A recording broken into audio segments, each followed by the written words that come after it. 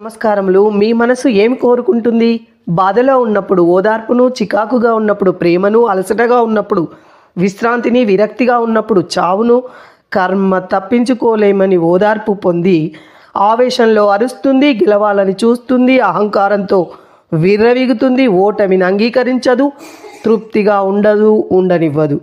ఇది సత్యం, ప్రతి ఒక్కరిలో ఉంటుంది. జీవన మార్గం, జీవిత సత్యం. ఏది జరిగేది ఉంటే అదే జరుగుతుంది.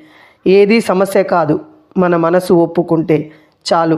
ప్రశాంతంగా, హాయిగా, ఆనందంగా ఉండొచ్చు మన జీవితం. నిజమా కాదా? అవునంటే తప్పకుండా లైక్ చేయండి.